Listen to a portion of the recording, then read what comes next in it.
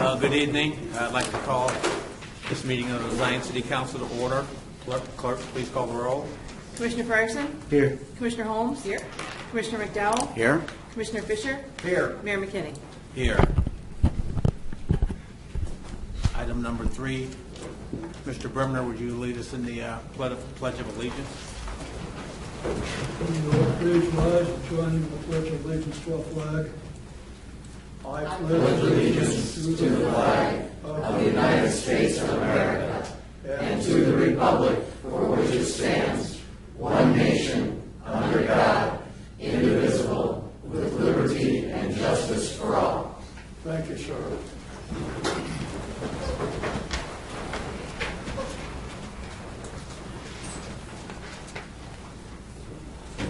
My wife, Donna McDowell, is going to pray. Donna McDowell is going to lead us in prayer this evening. Good evening. I'm very grateful for this opportunity. It's not just here that I pray for all of you. And a verse I pray for my husband, Mike, is Isaiah 32:8. A noble man makes noble plans, and by noble deeds he stands. And I pray that for all of you, whether it's a small decision or a large one, that we look at how this affects our community and how it reflects on the God we serve. So let's pray. Father God, thank you so much for these men and women and for their commitment and their love for the city. I pray that you will guide them tonight, that they will make decisions that, whether they be small ones or large ones, they affect lives. And I pray that you will help them to have integrity and wisdom, and the decisions they make will bring honor to your name. Thank you so much for the citizens that are here. I pray that you will help us to work together to be kind and to be good and to be thoughtful to one another. In Jesus' name, amen. Amen. Thank you, Mrs. McDowell. As customary, we'd like to offer a moment of silence for our troops that are serving overseas, those that have served and continue to serve, also for our first responders, if we just have a moment of silence.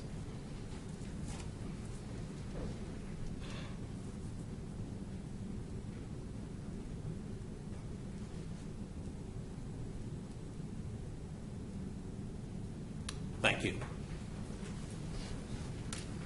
Item number 4, agenda changes. Do any of the commissioners have any agenda changes? Is there a motion to present the agenda as presented? So moved. Second. Please call the roll. Commissioner Fryerson? Aye. Commissioner Holmes? Aye. Commissioner McDowell? Aye. Commissioner Fisher? Aye. Mayor McKinney? Aye. Item number 5, citizens' comments.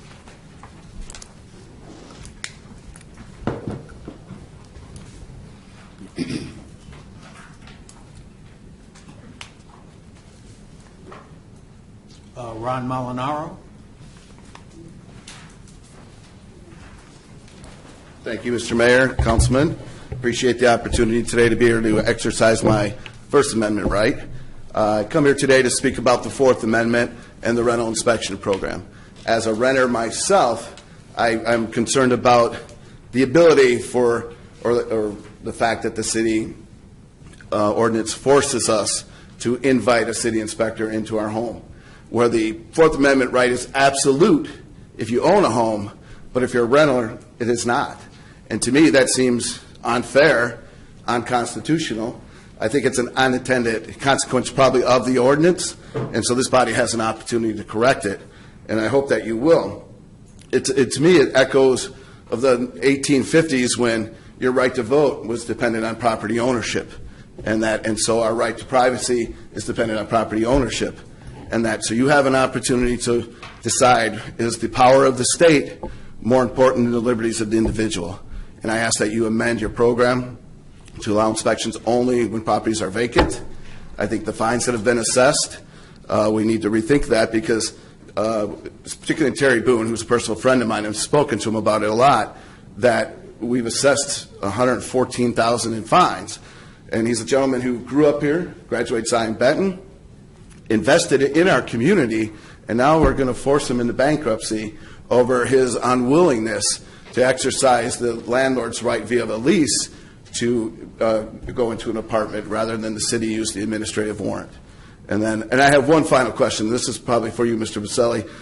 Can an administrative warrant be used on a private residence? Let's say there's a code violation, window broken, door falling off. Can the city use that same process to go into a private residence that it can go into a rental property?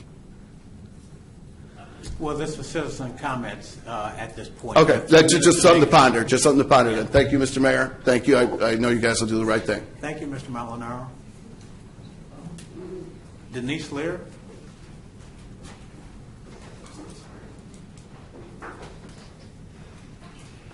Mayor McKinney, City Councilman.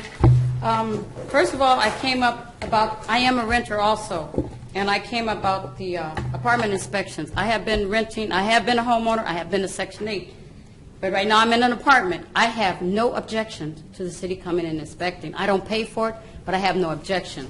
I find no fault. It's only my landlord and one city inspector that comes in. They check our smoke detectors, our carbon monoxide. They're in there less than 5 to 10 minutes, and there is no problem. Me, as a private citizen, I'm not on Section 8. The only problem I would see with those ladies that are on Section 8, either they have some man in there that's not supposed to be there, they're doing something illegal, or the house is filthy. But I have no problem with inspection from the city. My other question is, what do we have to do in the city of Zion to get a food truck? What are the requirements in order to operate a food truck in the city of Zion? And that's it. And thank you. Thank you, Ms. Lear. W.C. Bremner. Mayor McKinney, gentle ladies, honorable sirs, I stand before you this evening. In the past several months, you here in these chambers have debated and discussed marijuana. Throughout the state this is happening. I bring to your attention this evening, last Wednesday, the 25th of September, the Peoria Star Journal, the Journal Star. The city of Peoria votes to tax marijuana sales, and the Pekin City Council approves a 3% cannabis sales tax. All this had to be done prior to the 1st of October, according to state law. The decision, according to these articles, has not yet been made whether or not the cities want to sell the stuff. It's just that if they do decide to sell it, they can levy a sales tax on it. I bring this in for your perusal, your edification, and your consideration. Have I permission to approach, sir? You do.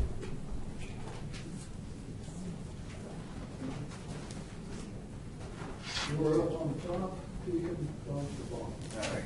Thank you very much. Permission to stand up. Permission granted, sir.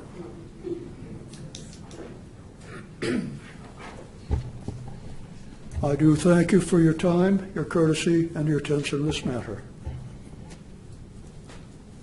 Clyde McLemore. Good evening, man. Council members. About a month ago or two, the city council voted to have a lobbyist go down to Springfield and lobby for some funds to come up here. Well, you know, me being who I am, I kind of checked that lobbyist out. It seems though the lobbyist was also a lobbyist for the SB, let me get it straight. I don't want to give you the wrong information. I got it right here. Against the temp agency, SB 47 bill. And that was because the temp agencies was hiring a lot of Latinos and wasn't giving blacks the opportunity for employment. And he was one of the people that went down there to lobby for the Latinos. And it was quite strange that we got Afro-American mayor, 2 Afro-American council members, you know, sit up here and vote for this gentleman to go down there and lobby for our city. Just wanted to say, if you want proof of it, you know, just SB 47, look it up and see how it went. A lot of people got money out of that was Afro-Americans because we all sued on that because people couldn't get jobs because of that, and he was one of the lobbyists that was for that.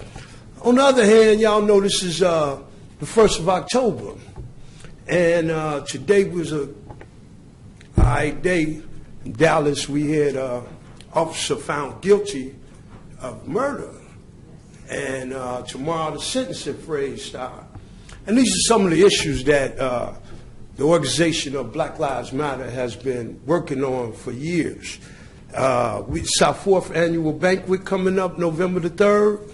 We will be here at the Market Square Inn at 2723 Sheridan, Sunday, November the 3rd. Of course, we're going to have a soul food dinner, banquet style.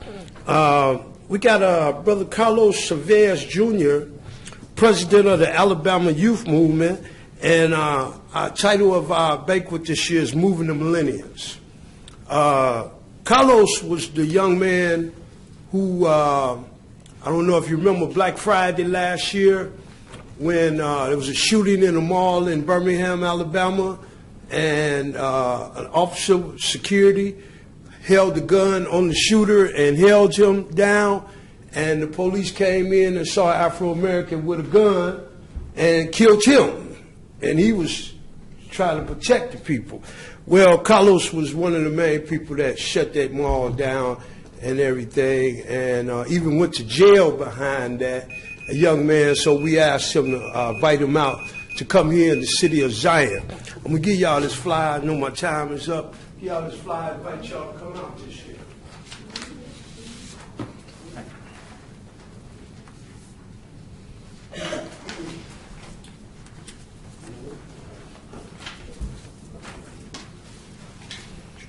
Thank you.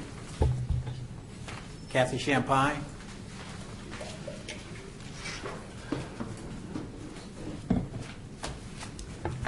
Kathy Champagne, Zion. Good evening.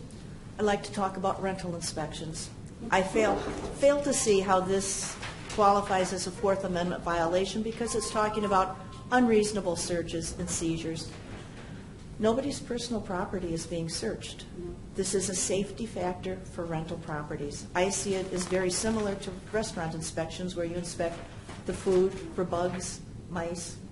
You're inspecting a building for electric, for gas detection, inspecting roof leaks, windows. I don't see how that could be a Fourth Amendment violation. And the examples I've seen tossed about on the internet don't say that this is unconstitutional. They say some of the ordinances were poorly written. And I also think it's a good thing to do because landlords do retaliate when tenants complain. So, keep up the good work. Thank you. Thank you. Linda Brown. Good evening, Mr. Mayor, Councilman, Councilwoman. I agree with the inspection, especially if the unit is empty. That's what deterred me to buy my home at 66. Where I just moved from, I lived in a beautiful brownstone, but when they came to inspect it, it had 3 apartments in it. The basement was full of asbestos. So I don't have no problem with it, really. And it's left up to the individual, Section 8. I've been all 3. Renter, Section 8, now I'm homeowner. It's left up to the person to keep their unit clean. And it's left up to the landlords, I think, should do a monthly inspection. Thank you all for this time. To God be the glory. Thank you. And congratulations on being a homeowner. You're welcome. If I could look so good when I'm that age.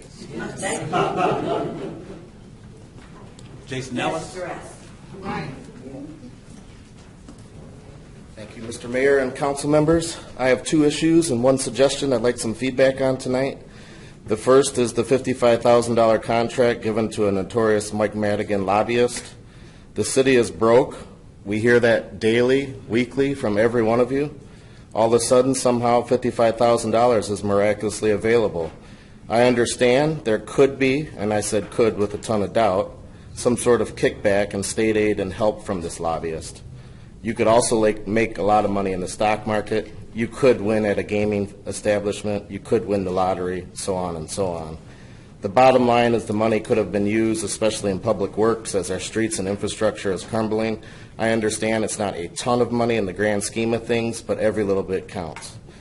The second issue, I once again attended a very important District 6 school meeting. Once again, not one person from our city leadership attended. I know you guys don't think your voice doesn't matter, or maybe it doesn't matter any more than another resident.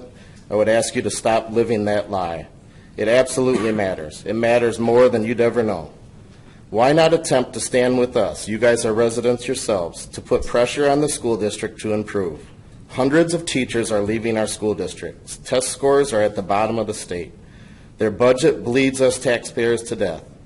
We need a good direction for the city. It starts with schools. This has a huge impact on jobs coming here, on houses being sold, on making your job easier as mayor and as councilman.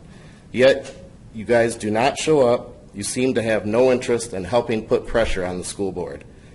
Come on, let's work all together as residents and try to take back our schools. It's vital to the health of the city. It affects every single one of your departments.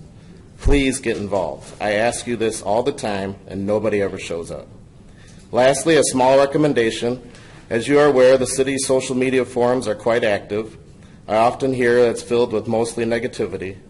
Gibby recently posted a recent picture of an abandoned house getting tore down. The city needs to become way more proactive in letting us residents know that the good is happening. Maybe each one of you take one day a month and post on there what is going on in your specific department. It will help the public to see things that are positive going on.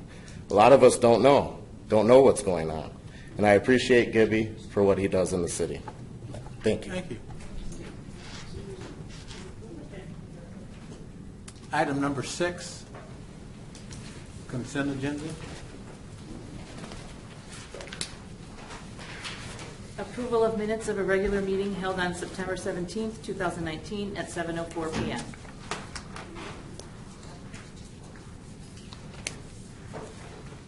Is there a motion? Move to approve. Second. Clerk, please call the roll. Commissioner Fryerson? Aye. Commissioner Holmes? Aye. Commissioner McDowell? Aye. Commissioner Fisher? Aye. Mayor McKinney? Aye. Bills, vouchers 133024 through 133139, drawn on Huntington National Bank, total $692,763.18. Is there a motion? Move to approve. Second. Clerk, please call the roll. Is there discussion? Yes. Discussion. Thank you, Mayor.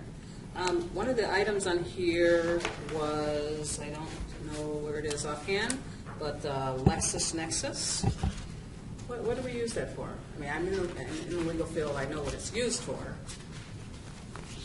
I believe that it comes from, I had to ask the police department this every year, but I believe it has to do with some lines over at the police department where they communicate the data back and forth as a monthly subscription service. The chief is not available, obviously, at this meeting. We have Tony here, but I think I know now. I can get more details on the contract. I'm good. It's been the same amount for years, but That's And what I want. are you referring to the line item for $222.50? Yep, that's it. Okay. Yep.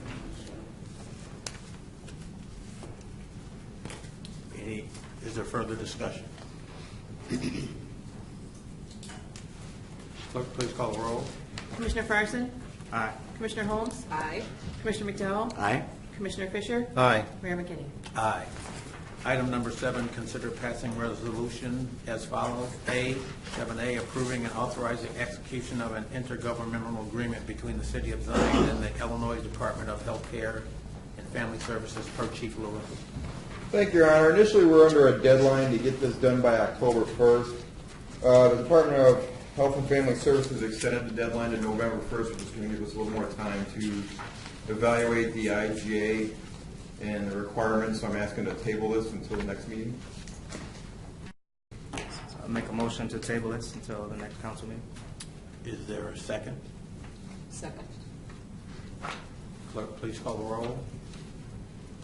Commissioner Fryerson? Aye. Commissioner Holmes? Aye. Commissioner McDowell? Aye. Commissioner Fisher? Aye. Mayor McKinney? Aye. Item number 8, consider passing ordinance as follows. 8B, to lease certain properties located in Zion, the right-of-way south of the building located at 2260 through 2264 Sheridan Road for Director Ianson. Thank you, Your Honor. NJK Group LLC, to meet the minimum parking requirements, requested to lease a portion of the 23rd Street right-of-way, approximately 1,584 square feet. This is the annual renewal for that lease. Is there a motion? Make a motion to approve. Is there a second? Second. Is there discussion? Clerk, please call the roll. Commissioner Fryerson? Aye. Commissioner Holmes? Aye. Commissioner McDowell? Aye. Commissioner Fisher? Aye. Mayor McKinney? Aye.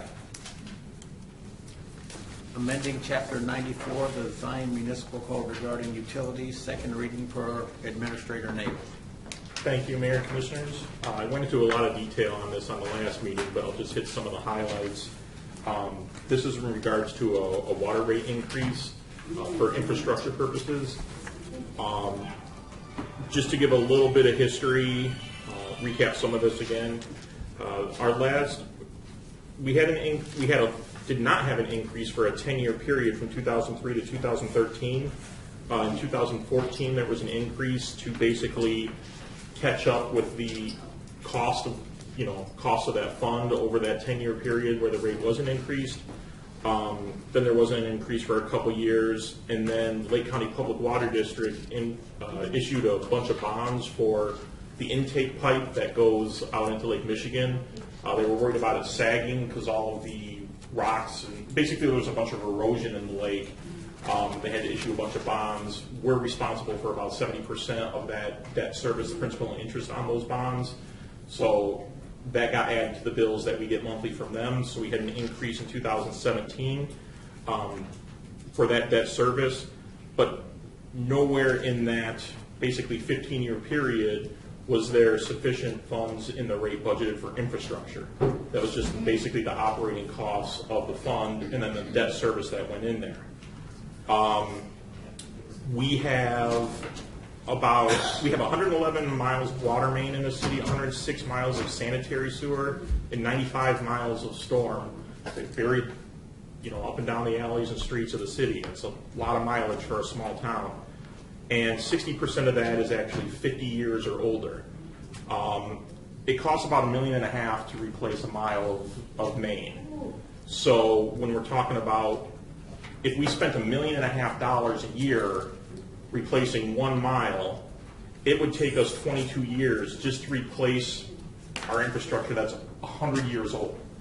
So what we did is we looked at rates, surrounding areas, looked at rate studies. Currently our water and sewer rate is $7.55.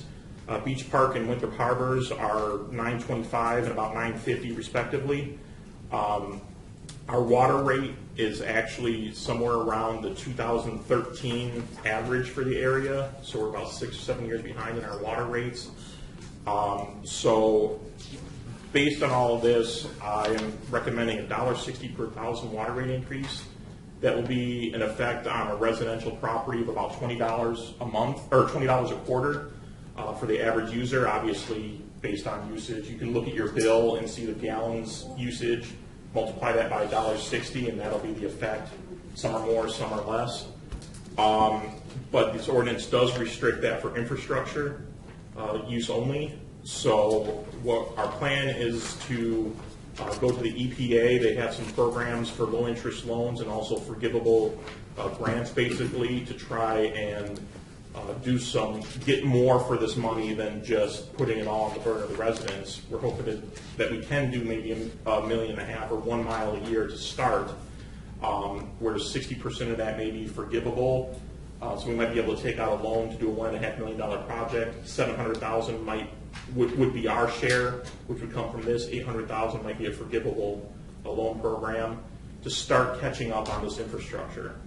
We need a lot more than that. We had 57 main breaks during the winter season this year. We have about 18% water loss, which is basically small leaks throughout the system that we have to pay for, but there's no end user to bill. So that's already built into the rate. We need to get that down to under 10%. So this has been a long time coming. but that's the proposal. That's the reasons behind it. I did a presentation on it about a month ago, going into a lot more detail, but that's the summary of kind of the reasons and what we're going for here. So I would make the recommendation. These rates will go into effect January 1st of 2020 for $1.60 per 1,000.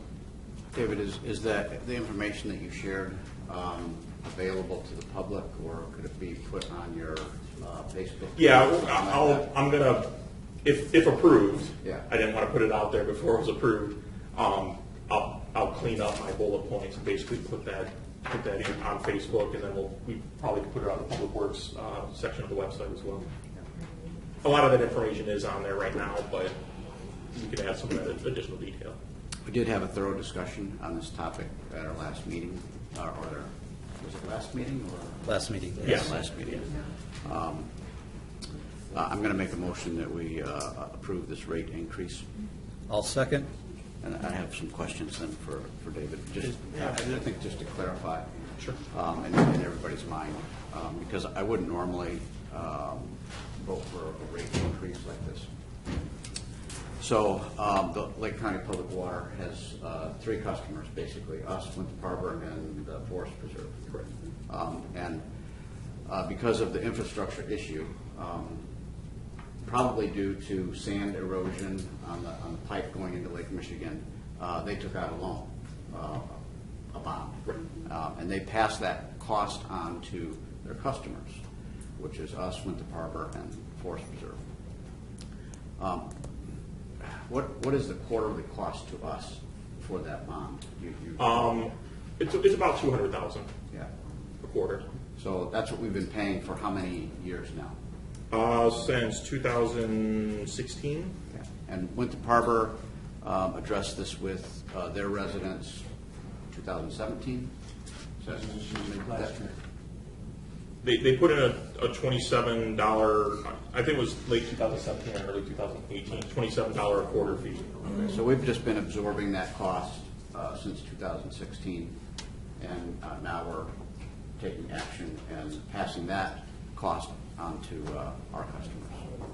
So I'm seeing this as something that was not in our control, something that happened due to infrastructure damage because of sand erosion in Lake Michigan, and they've passed that cost on to us. We've absorbed it for the last 2 years, and now we're passing it on to our residents. And then there's some benefits for us to do infrastructure repair because of a program with the Illinois EPA that we can get forgivable loans, possibly forgivable loans, and then start some of our own infrastructure repairs. And I think that's a win for all of our residents. Is there further discussion? Clerk, please call the roll. Commissioner Fryerson? Aye. Commissioner Holmes? Aye. Commissioner McDowell? Aye. Commissioner Fisher? Aye. Mayor McKinney? Aye. Item 9, departmental commentary. Human Resources Director Karen Graves. Thank you. I would like to announce that we have one part-time position available here at City Hall. We're looking for a person that has about 3 years of customer service experience and heavy public experience to work right out here in the front, processing all of the inquiries and taking payments. This position will usually work in between 1 p.m. and 5 p.m. for a total of 20 hours a week, and it pays $17.39. So if you're interested in this position, or you know someone that's interested in a part-time position, please have them visit our website and or give me a call. Thank you. Director Ianson. Thank you, Your Honor. Just an update, demolitions that were mentioned in citizen comments. The fourth building was taken down last week for the fourth out of the 4 that we're doing at this present time. Waiting for some drier weather to clean up the site, but all the buildings are down and almost complete with cleanup. Thank you, Director Ianson. Director Roberts. Thank you, Your Honor. Just a quick update on the alley program. 2100 block of Hebron Alley is complete. 27, the South Alley on Gabriel and Ezra, south of 27th Street. They just placed the binder today. Also working on Joppa Alley. They'll finish up this week, the drainage, and then the milling and binder on that next week. And then the following week, they will surface both alleys. A question, I think either Director Ironson or Director Roberts. I know when we went out there and we looked at the alley behind Hebron and looked at the work, you were talking about the importance of the landlords there that own property there, the importance of them cleaning up their property, the parking spots. And could you talk about that and how that impacts the alley and the structure of the alley if those issues aren't addressed? Once the alleys are complete, we're wanting to reach out to all the landlords and repair or replace their parking areas. Since the city has put this almost $400,000 into just 3 alleys, if they don't, the constant traffic going in and out of the parking spots will start deteriorating those new asphalt alleys. So then it's right back to where we're beginning again. So it's pretty important to be able to maintain those spots for their residents and then also for the alleys themselves. And that's the same with the alley which was repaired in the 26th, 27th Street of Gabriel, correct? Yes, yes, sir. Administrator Nabel? I made mention to a presentation I did a month ago, just a reminder that the second Tuesday of every month at 6 o'clock at It's All Good, I do a series called Dollars and Cents. It's a monthly topic. Topic changes monthly. I have yet to determine what the October one is next week. The November one is going to be understanding your property tax bill. I do that one May and November of every year. That's a constant because it's always before levies are approved and tax bills come out in May. But stay tuned on Facebook. We put a flyer out. We usually have about half dozen to a dozen people come to the meetings. We'd love to hear more. It's a chance to understand what's going on and then open it up to just general topics on why the city does what we do. Try and get the public to understand the process and any questions that you may have, a chance to just kind of sit down and talk about. So 6 o'clock, the second Tuesday of every month, and It's All Good. Chief Lewis? Thank you, Your Honor. So if you don't know, next week is Fire Prevention Week. The first full week is typically Fire Prevention Week. This year is October 6th through 12th. And the theme this year is Not Every Hero Wears a Cape. Plan and practice your escape. And the reason they picked that is because today's homes are burning faster than ever, and most people don't realize how quickly your home burns. So Underwriter Laboratories did some side-by-side testing. They built 2 rooms. One they called a modern home, which is today's furnishings. Your synthetic couches, your TV sets, flat screens, hardwoods, laminate flooring. The other room, side-by-side, was what they call a legacy house. Think of that as your parents' home, your grandparents' home, your great-grandparents' home. Lots of wood, a lot of cotton, firewood and that. And so they started a fire on the couch with a lit candle on the right side of both at the exact same time. And the modern room transitioned to what we call flashover. That's where everything in the room ignites in one big shot. The modern room transitioned to flashover in 3 minutes and 30 seconds. The legacy room at 29 minutes and 30 seconds. You can Google that online. You can go to Underwriter Laboratories and just Google it, and you'll see the video side by side. It takes 30 minutes to watch it, but you can watch it. And people don't realize how quickly things go up. And so that's why it's important to sleep with your bedroom doors closed, have working smoke detectors on all levels, in the bedrooms, because it's that early warning that gives you the time to get out. And along with that is practicing escaping out of your home. So we're going to go to every school like we do every year at Fire Prevention Week. We go to each grade school, we present to the kids, teach them how to, stop, drop, and roll, crawl low and smoke. But I think as adults, we sometimes don't think about that. How can you get out of your house when smoke is a foot off the ground? I think we're very good at walking out of our house when we can see everything. But sometimes close your eyes or put a bandana over your head, whatever you want to do, and try crawling out of your house and making it to your front door. You'll find it's probably not as easy as you think. And then you follow that up with having a meeting place outside your home so that every family member goes to that spot. So since 1980, they've shown that the fires are going down.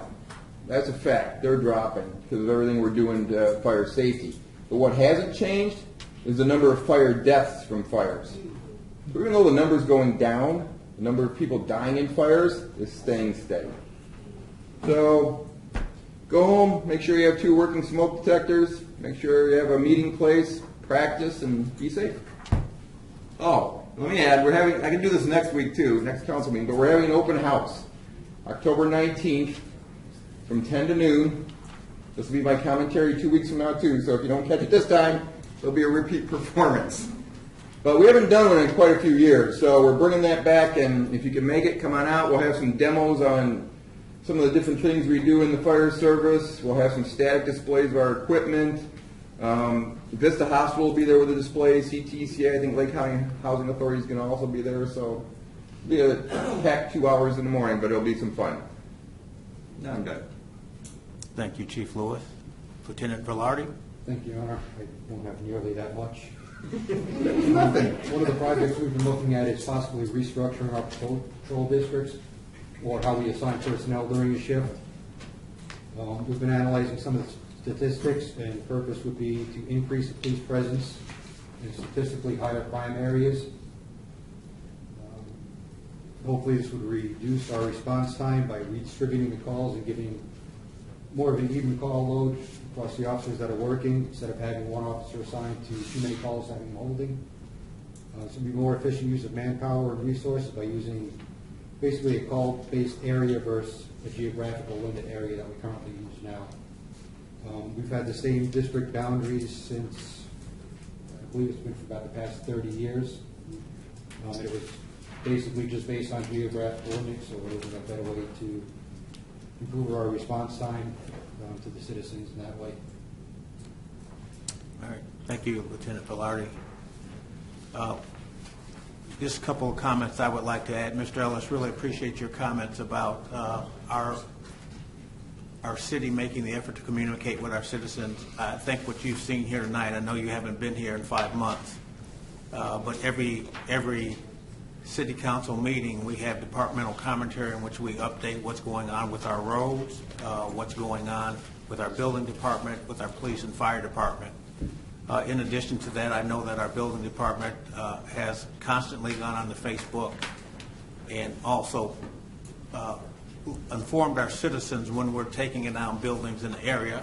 I think that was an issue you brought up several years ago about what are we doing about the abandoned houses, and we've been working on those issues.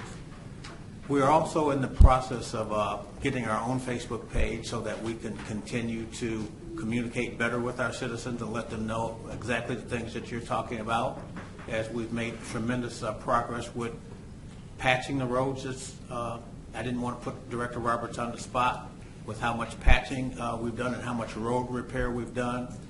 So as you're well aware, we do have a truncated staff. We can't spend all of our time on Facebook with posts as we're busy doing the repairing the roads and doing the necessary things to make the city better. But thank you for your observations and your comments. Item number 10, announcements. October 15th, 6:15 p.m. at Zion Township Board meeting. And October 15th at 7 p.m. we have the Zion City Council meeting. October 27th from 2 p.m. to 5 p.m. we have Zion Trick or Treat. Is that a Sunday? Yes. It's a Sunday. I think I had a discussion with a citizen a while ago that our trick or treat time was on Sunday. And so it is October 27th, 2 p.m. to 5 p.m. Zion City Trick or Treat. November 5th, 7 p.m. Zion City Council meeting. Item number 11, Mayor, closed did session. you want to mention the Trail of Treats? Trail of Treats, yes, sir. So that's going to be on October 25th. October 25th, give us some details on that, please. In Shiloh Park. Last year, There were well over 500 kids at that event. So it begins in Shiloh Park, where Brother Willie's concession stand is, and it goes through the park. I believe the City of Zion is going to have a table and passing out candy. And I believe you ordered that all of us should be there, if I'm not In mistaken. costume. Yeah, in costume. In costume. I've got mine ready, so just, All right. wanted you to know. Commissioner And McDowell? ending in the Park District Leisure Center for games and fun. So What time it's is good. that, Commissioner? Starts at 5. I have on my calendar 5 p.m. I like to be early, so it might be 5:30, but I've got 5 p.m. here. And we will double check that time and make sure that announcement goes out about the trail of treats on October 25th. Number 11 is closed session pursuant to 5 ILCS 120/2, open meeting for the discussion of collective bargaining and pending litigation. Is there a Make a motion to go into closed session. Second. Clerk, please call the roll. Commissioner Fryerson? Aye. Commissioner Holmes? Aye. Commissioner McDowell? Aye. Commissioner Fisher? Aye. Mayor McKinney? Aye.